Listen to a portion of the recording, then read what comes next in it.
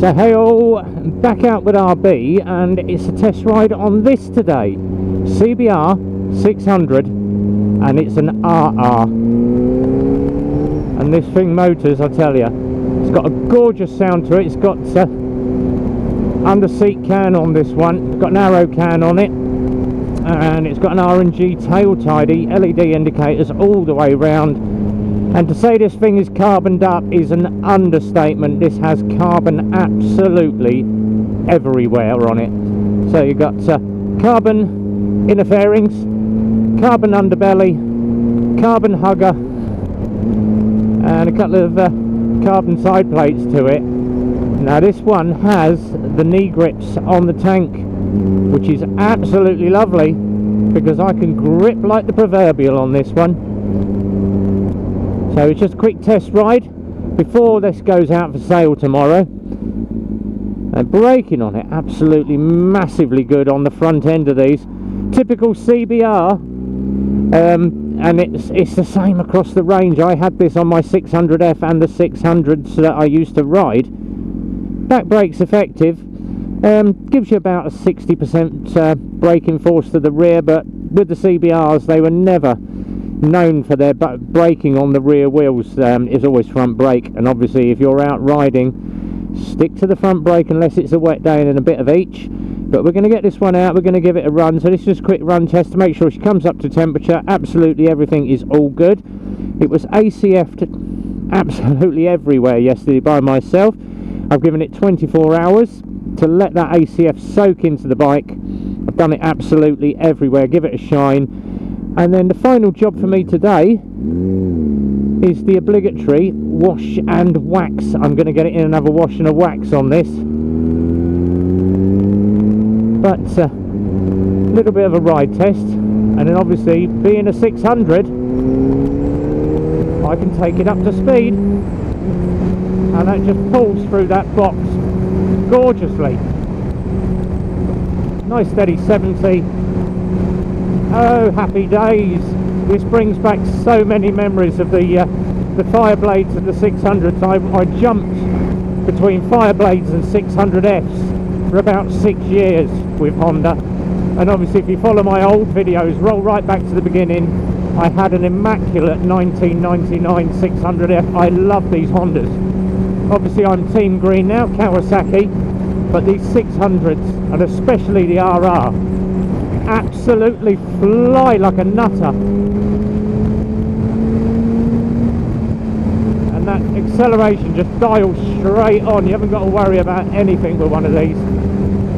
All the hand controls on this are so easy to operate. Now this has got aftermarket adjustable brake and clutch levers. It's got a full gold bolt kit all over the bike. It's got aftermarket mirrors on it, and I love these mirrors. Absolutely love these. The CBR600F and the RR mirrors, the original ones, were absolute crap. I hated the mirrors on mine, and obviously I'm not a lover of mirrors. I prefer to shoulder check and look around all over the place. But this aftermarket mirrors, I've got 90% of the mirror viewable, tiny bit of my shoulder in it, but I've got perfect view of the road behind. Tyres on it are absolutely beautiful as well. It sticks like a diamond. And obviously the seating position on this, I'm pretty upright on this at the moment, but I can get myself down over that tank if I need to. And you're not going to get better than a 600, especially in the Honda. These are renowned for being one of the best sports bikes. Obviously everyone says, oh yeah, but the R6 was just as good. Yes, the R6s are good, but I prefer the R1s. But for a 600cc sports bike, you're not going to get far better than a Honda. And a lot of the older riders like myself have all had Hondas in their time. Yeah, I had a 600 Honda. But just check out, and obviously I've just warmed the tyres up, how over I can get that bike just into the corners, knee out, and dial that power on. And then once again in on that front brake, just look how hard that thing pulls up. I'm literally pulling up with 2 fingers. I don't need handfuls of progressive brake pressure to pull this 600 up to a stop. and it's sitting a nice 79 degrees, which is what it's sat at for the last mile or so down the dual carriageway, which is why I always like to ride test absolutely everything to the maximum, make sure that the bike is operational. But just have a listen to that can, and even rev matching down that sounds so sweet. So this is due to go out to the customer tomorrow.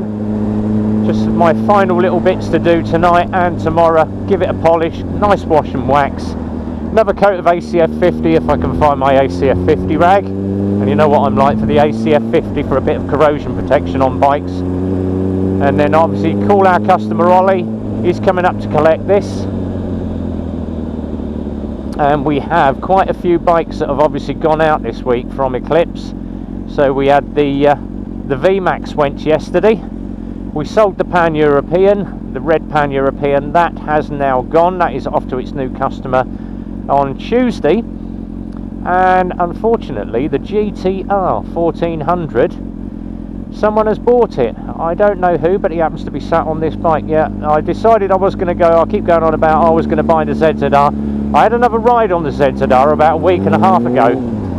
And I've been taking that GTR in and out of our unit for the last few weeks, and the more I sit on it, the more I've enjoyed it. And then obviously we met up Super Sausage. If you happen to see my run from Super Sausage, or go across check out the channel Simon Maxwell.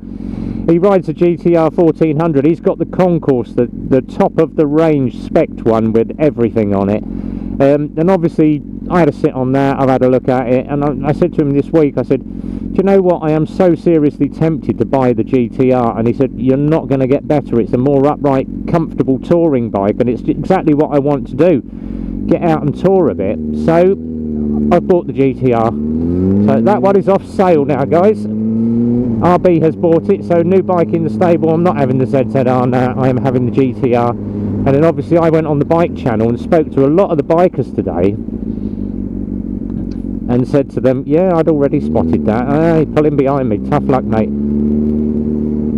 I spoke to a lot of the guys on the forum today, so Bikes, Beards and Brews, Iron Dundee, and I said to them, I'm seriously in two minds whether to get the GTR, and they've all said GTR, so that is what I've done. I've spoken to Phil at the garage, so I have bought an Eclipse Motorcycles used bike. So it just shows you, obviously I'm shelling out a lot of money, but at least I know what the service history is, I know how good it is, I know who's test ridden it, moi, and obviously I picked up on all the faults. The one little thing that the centre glove box kept opening itself, so Phil's got me a new one for that. But it is an immaculate looking bike, and I have myself now a nice silver GTR, which means that I've got to put some green on it. Can't ride around on a silver bike, so that is going to be coming in over the next couple of weeks. Keep an eye on that for the updates of my GTR. But until the next test ride, guys, whatever you're doing, have yourself a good one. If you are out riding this weekend, ride safe. I might see you up Super Sausage this Sunday. Don't forget, as always, thumbs up if you enjoyed the video. I haven't done many bike rides this week because all the bikes have all been coming in, and we will be talking about Lexmoto bikes in the next video feed. But that is all in the pipeline. As always, leave your comments down the bottom.